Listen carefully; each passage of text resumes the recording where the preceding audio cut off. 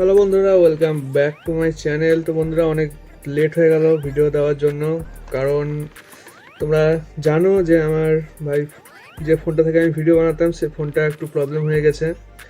তো ভিডিও আসবে, ঠিক আছে, তো একটু সময় লাগবে ভিডিও আনতে।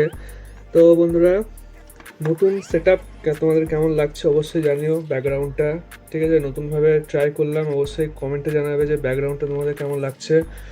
আর অনেকে কমেন্ট করছে দাদা ভিডিও কবে আসবে। তো আমার ভিডিও না আসার কারণ হচ্ছে ওটাই যে আমার কাছে ভাই ফোন নেই, ঠিক আছে, তো সেই জন্য একটু ডিলে হচ্ছে। যাই হোক, তো আজকে তোমাদেরকে আমি একটা লেজেন্ডারি গাড়ির তোমাদেরকে একটা হিস্ট্রি তোমাদেরকে বলবো, রিভিউ করব।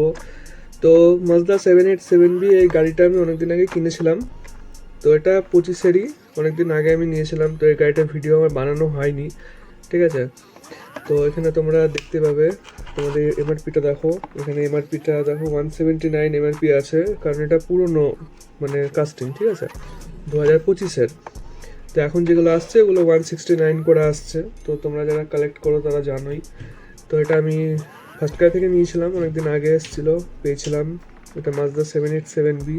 এটা হচ্ছে জাপানের একটা, তোমরা বলতে পারো যে লেজেন্ডারি কার, ঠিক আছে।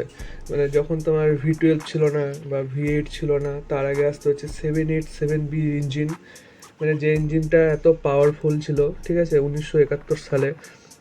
তো এটা একটা রেসও জিতেছিল জাপানে, যার জন্য এটা একটা লেজেন্ডারি গাড়ি হয়ে গেছে। তো এটার লেজেন্ডারি গাড়ি হয়েছে তোমার, যেটা অরেঞ্জ কালার আর গ্রিন কালারের যে যে কম্বিনেশনটা আছে, সেই গাড়িটা আছে, সেটা রেস জিতেছিল।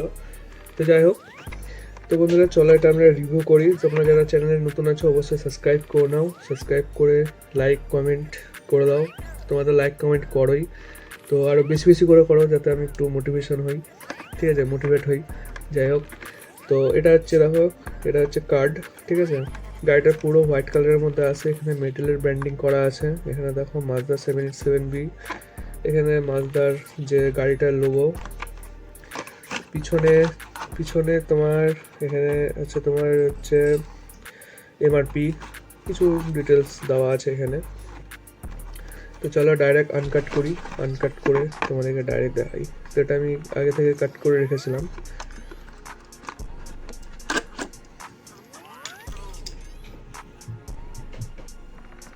তো বন্ধুরা, গাড়িটা ঠিক এরকম টাইপের। তোমরা দেখো পিছনের যে হুইলটা আছে, এই হুইলটা একরকম, সামনেরটা একরকম, যেহেতু এটা ট্র্যাক কার, ঠিক আছে। 787B ইঞ্জিন ভাই, বিশাল লাউড, ঠিক আছে। তোমরা ইউটিউবে সার্চ করে দেখতে পারো। হট হুইলসের যে গাড়িগুলো আছে না, সেই গাড়িগুলোর প্রতিটা গাড়ির প্রতি একটা হিস্ট্রি আছে, ঠিক আছে। তোমরা যারা ছোট বাচ্চারা আছে খেলার জন্য নেয়, তারা সেটা আলাদা বিষয়, কিন্তু যারা কালেক্ট করে, ঠিক আছে, তাদের জন্য একটা হিস্ট্রি ভাই, ঠিক আছে, এইসব গাড়ি কালেক্ট করা। তো দেখো এখানে প্রপার ব্র্যাম্বোর যে ব্র্যান্ডিং, সে ব্র্যাম্বোর ব্র্যান্ডিং করা আছে এখানটাতে। এটা নাম্বার 18, ওদের গাড়ির নাম্বার অনুযায়ী নাম্বার 18 এটা। এখানে মাজদার লোগো। সামনের হুইল দেখো আলাদা রকম, পেছনের হুইল আলাদা রকম, ঠিক আছে। এখানে একটু কভার টভার লাগিয়ে বেশ করেছে, ট্র্যাক টাইপের। সামনে মাজদার লোগো, এখানে হেডলাইট ডিটেলিং খুব সুন্দর, এখানে নাম্বার 8। তারপর তোমার সামনে যে কাঁচ আছে, সে কাঁচের উপরে ডিটেলিংও দারুণ, এদিকেও তাই। এদিকেও তোমার দেখতে হবে ছোট্ট করে ব্র্যাম্বোর যে লোগো, সে ব্র্যাম্বোর লোগো দেওয়া আছে, এখানে মাজদা লেখা আছে, এখানে নাম্বার 18। পিছনে ভাই স্পয়লারটা সেই লেভেলের স্পয়লার, ঠিক আছে, দেখো কত বড় স্পয়লার, মেটেলের স্পয়লার এটাও। নিচে তোমার এই যে বেসটা, এই বেসটা একটু অন্য টাইপের, আদার্স যে গাড়িগুলো হয় সেগুলো ব্ল্যাক কালারের হয়, এটা আলাদা আলাদা টাইপের। এখানে মাজদা 787B হট হুইলসের, এখানে 2022-এর মেটেলের লাইসেন্স করা আছে। পিছনে ডিটেলিং সেরকম কিছু নাই। আর উপরে তোমরা দেখতে পাবে একটা স্পেসশিপ টাইপের একটা ফিল দিচ্ছে না গাড়িটা, ঠিক আছে। ইন্টেরিয়ার তোমরা দেখতে পাবে, ইন্টেরিয়ারও খুব সুন্দর করা আছে, এখানে স্টিয়ারিং দেওয়া আছে। তারপরে এখানে একটাই সিট ভিতরে, যেহেতু ট্র্যাক কার বলে হয়তো একটাই সিট দেওয়া আছে। একটা স্পেসশিপ টাইপের ভাইব দিচ্ছে গাড়িটা।